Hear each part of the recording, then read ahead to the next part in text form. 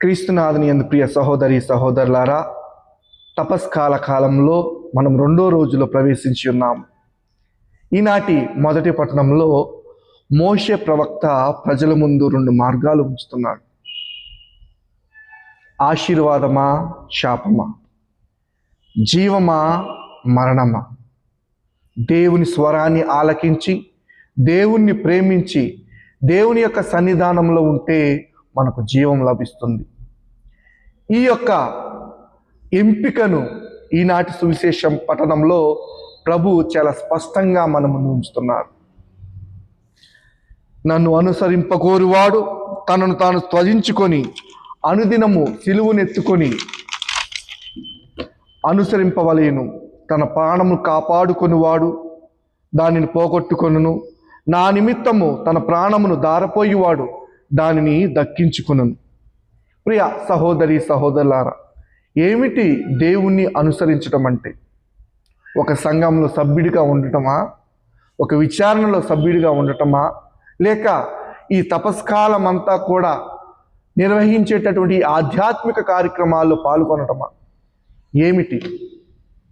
శిలువ మార్గము గొప్ప మహిమ మార్గము. దేవుని చిత్తానుసారంగా జీవించడమే ఇది అనుసరించడం అంటే.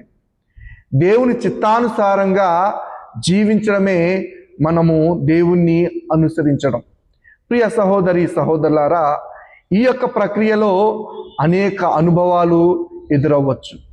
ఈ ప్రపంచానికి ధీటుగా మనం వెళుతూ ఉండొచ్చు, కానీ గమనించండి, మనం దేవునికి దగ్గరవుతాం.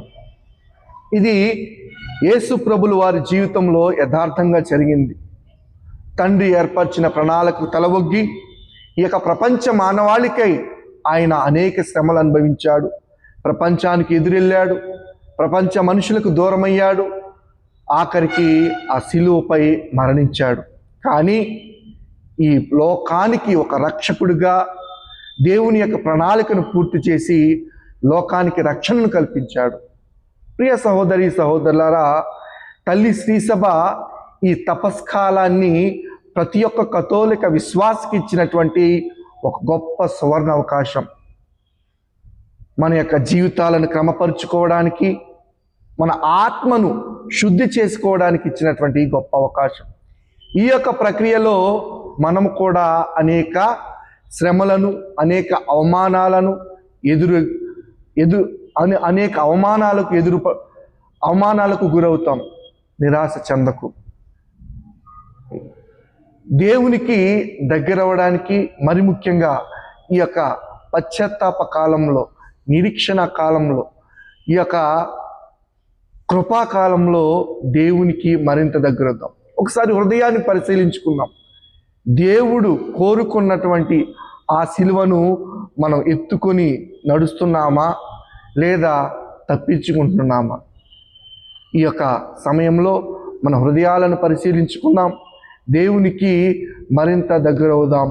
ఆశీర్వాదాలను, దేవుని యొక్క దీవెనలను పొందుకుందాం. పిత, పుత్ర, పవిత్ర ఆత్మ నామమున ఆమేన్.